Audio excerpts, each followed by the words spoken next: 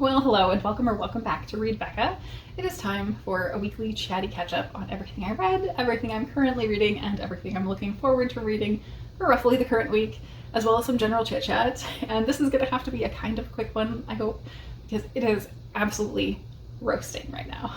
I think the feel is over 100 right now, and it's only going to get worse this week, so that's probably the life update for the week, is that it's just going to be insufferably hot. And summer does not want to let go, it seems, and move on to fall, even though all of the stores have already moved on to like Halloween and fall stuff. So I'm hoping we're sending fall vibes out into the world. So let's jump onto the books, because the books have been very inconsistent. My mid-month book bash vlog should have been my last video out, and that was kind of foreshadowing for how things have been last week and this current week up to now. Really inconsistent, very up and down, to where I'm having some days I'm reading like 200, 300 pages, and the next day I'm reading 20 pages. So it's been up and down, which is fine, not a big deal. But it has meant I'm having a really hard time projecting my reading for how much I can accomplish. So I did finish several things. So firstly, I finished my first BookTube prize book, which I can't talk about, but it was a very big, long one, 600 pages. So I'm on to my second BookTube prize book, again, that I can't really talk about. Then I finished Conspirituality, which is by Beres, Matthew Remski, and Julian Walker. And it's narrated by one of them. I think it's Matthew Remski. But they run a podcast of the same name, I believe. And I was expecting this to be very much about toxic wellness culture in recent years. And it is that. But I also expected, based on it being Conspirituality, to also incorporate somewhat religion. And it kind of does that, but not really. It focuses on the idea of belief and the way that was the window in for people to get pulled into conspiracies and whatnot. The general ideology, I guess, of having belief in your life was a way that people got drawn in. So what this is really much more about is the kind of alternative medicine and alternative health side of things.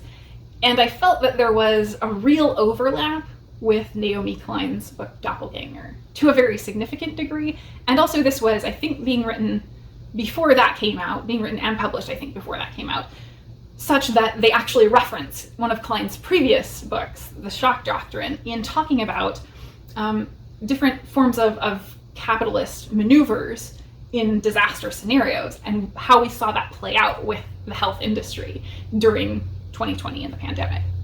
And that was really interesting. I enjoyed that part and the way they kind of structured it and tied it to Naomi's book.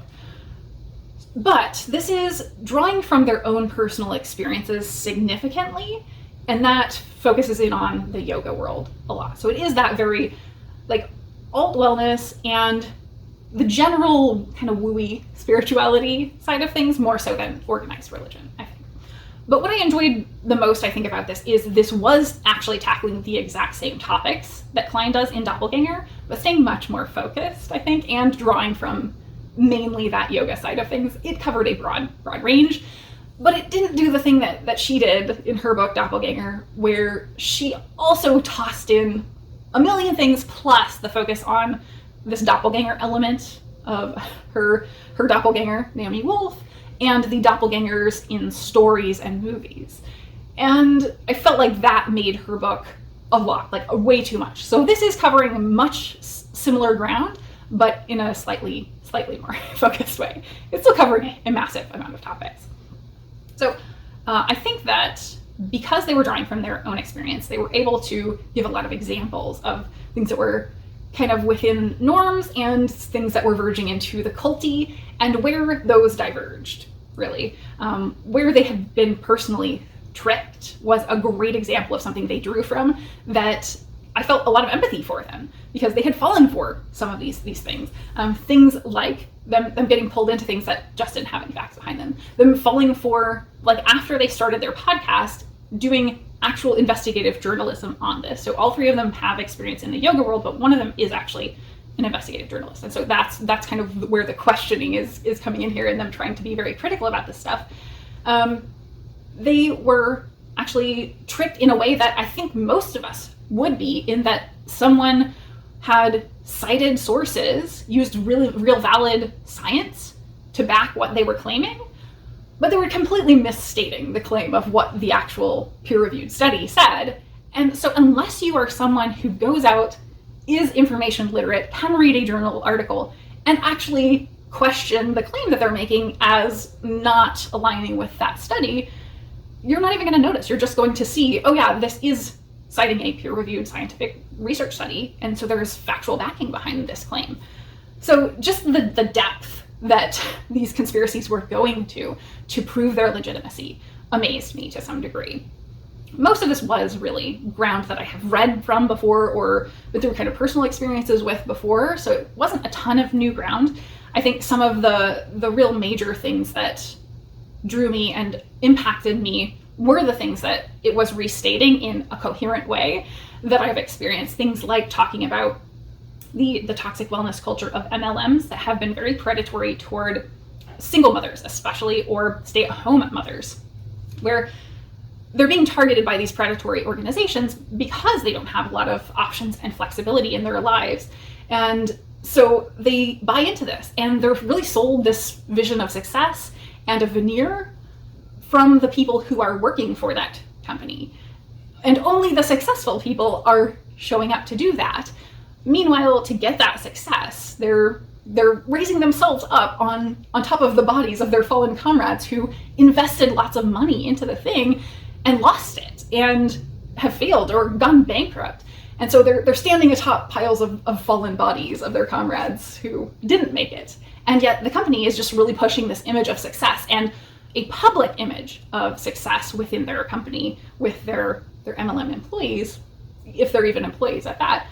And that proved a gateway into the conspiracy side of things, because these were people who already were pushing something on a more sales-oriented method rather than a science and fact method. And so they were taking a lot of that without evidence behind it. And they already had conduits, connections to people who were willing to hear that. So they became funnels for further misinformation over the course of 2020 and further. And that really spread a lot of things that were really damaging misinformation. And I was very interested in that influencer side of things because I'm not very connected with that world. So the entire last chunk of the book, probably like 2 hours of the audiobook, was talking through specific examples of major influencers who were really involved in spreading misinformation, the methods they used, and what exactly they were spreading. Interestingly, one of those was RFK Jr. So that was a really interesting chunk of the book for me, because that was the main section that I just knew nothing about. Most of those were new names to me other than RFK. So it was quite curious. And to hear a lot of the methods that were used, I think is a tool to have in your toolbox and think critically about a lot of these things. It also amazed me how much it was talked about those methods being things that built from a foundation of claims that were real, things that were real in order to legitimize themselves, and then building on that with nonsense. So things like the Tuskegee experiments and medical predation on people of color as then a reason to build on just insane ways of discounting medical establishment and ignoring or doubting very clearly established and tested medical advice. And so harm that was done because of that.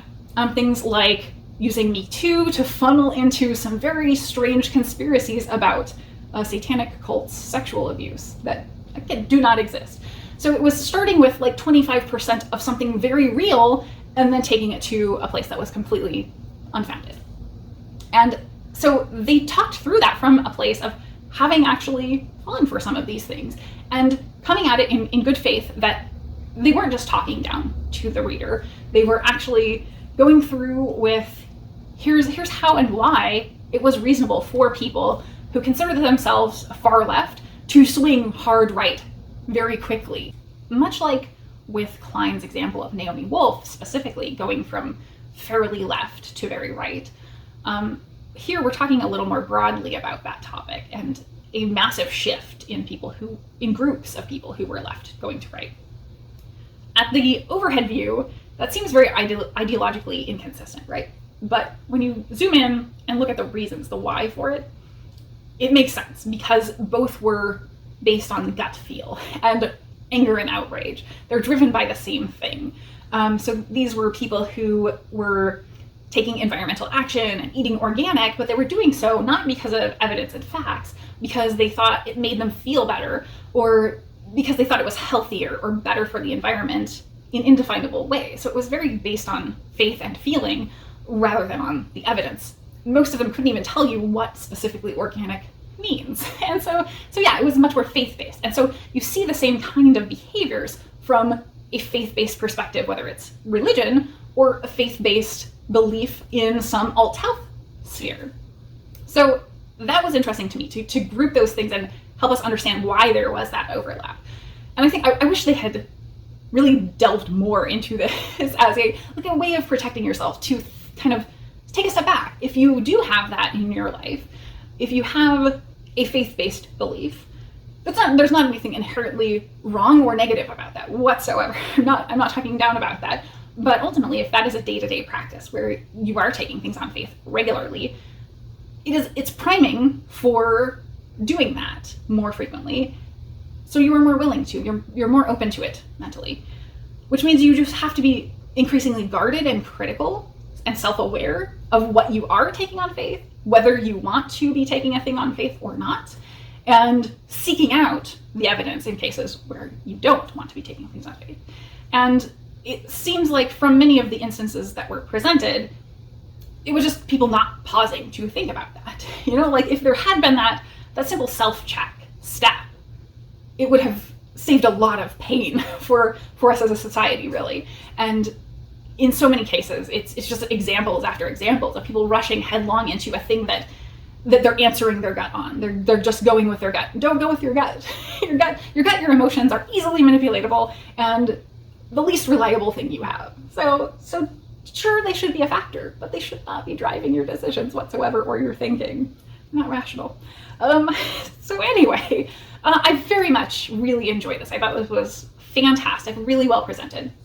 I think the main critique I would have for this is that it did feel overlong, I think, for someone who is not super into this topic, which I am, and I noticed parts dragging, but I didn't really mind at all. But I think if you were not very into this, you would probably want to be skimming through parts, because they do spend a lot of time covering the same ground. But I thought it was very thorough, very well and clearly presented. And as I said, I think that maybe if you are interested in the topics of doppelganger, you might start with this one and then go to that, because this doesn't have quite as much everything in the kitchen sink thrown in. So it was very good. Then I read Return to Eden by Paco Roca and translated by Andrea Rosenberg. And this one I liked. I liked it more as an exploration of history and what it was doing, more so than I enjoyed it. But I thought it was very good. And for me, it was, because of that, it was probably a 3.5 rounded up. But this is, I would say, most placed in historical fiction. It's a graphic novel because it is heavily inspired by the stories of the author's mother. But he's clearly kind of filled things in. So I would say historical fiction. This is a quiet family story for the most part. So we're starting from the point of his mother. Looking back, she's elderly and trying to collect these 3 photos that are very meaningful and important to her, and she's missing one of them. And so we do see the actual photos as part of this graphic novel. So they're incorporated, and that's pretty cool as well. But over the course of this, we're looking back at those moments, at how those photographs in general, were such a valuable, meaningful item to have. They were rare, and they captured important moments to individuals or their families. And so everything about this is very much focused on that familial relationship, showing us what moments were being captured and the current state of each relationship between the people in the photo at the time. So I think that was just a great premise, and very, very cool and well done in terms of execution. But at the foreground, you're getting that familial relationship, very quiet, simple story. But in the background, it's also telling us a lot about what's going on in the world at a larger scale, to where we're hearing about what it was like at the time living in, during and post-war Spain under Franco, and just what that meant for them day to day and how that impacted their lives in their family. Things like the stigmas surrounding poverty and what it was like just being at the bottom rung during this time. The black markets that those with money kind of always had more and were able to get by, while those with less continually had less and less.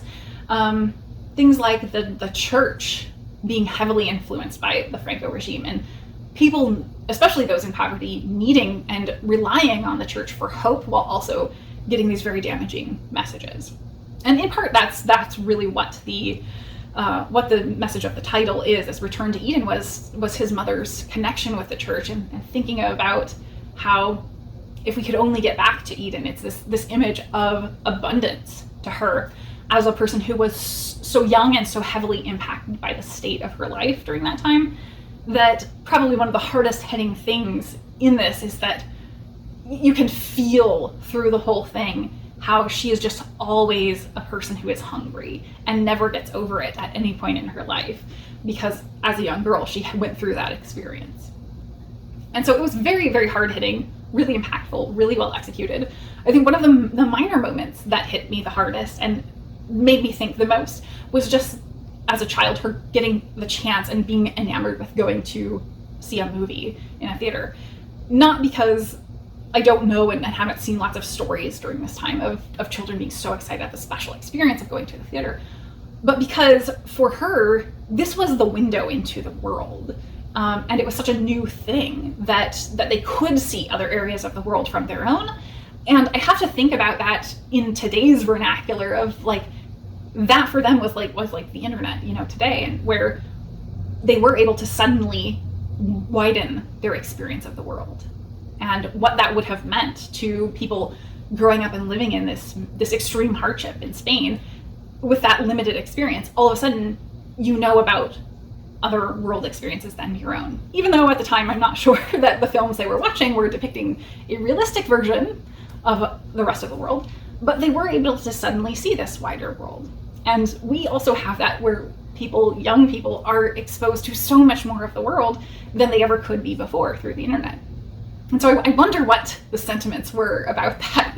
That made me really, really think if we're, repeating that cycle of where so many people look down on the internet for many reasons, and yet there are so many positives to it, such as that exposing and widening the world of children. So anyway, I think that is it for the books I finished this week. So it was an okay week, and as I said, I'm continuing to progress on to my second BookTube prize book. I'm also continuing with Iraq Plus 100, a short story collection, and I have started The Housekeeper and the Professor by Yoko Ogawa. This is the first TBR book I'm actually getting to in the final week of the month. That's great. My TBRs last month and this month have been real shot, so we're going to try to catch up on them, but no promises. So those are my books. Life stuff, not too much going on, though I have a very sad cat update. Not really sad, not really that sad. It's sad but happy, I guess, for all of us. Dusty is returning. So everyone really loved Dusty when he was around. He was my cuddle buddy. He was here for 3 months, I think, and found an adopter. It was very exciting, but I maybe jinxed it. Or I don't think I jinxed anything. Rather, I correctly predicted that if there was going to be a problem, it would be between him and the existing pets in the house, and that was the case. Not from his side, but from their side, because he comes on very strong. And so it was a little predictable, but I was hopeful. I thought, the adopter seemed really perfect for him, and that was the only real barrier, was whether or not they would get along. And sometimes, no matter what you do in properly introducing them, in setting up the right conditions, they have their own ideas about their territory and the dynamic between them that you don't control, unfortunately. So I'm sad that didn't work out. But I'm also happy that he will be coming back to me. So I don't know yet when I'm picking him up, but soon, probably within the next couple days. So you will probably see some Dusty next week. So I think that's where I'm going to leave it for today. I know I had some recommendations, but I'll roll them over for next week because I don't want to have to look them up and take more time because it is, as I said, roasting. So I'm going to go get a cold beverage and probably lay down and take a nap and cool down. So that is it for me today, and thank you so very much for watching.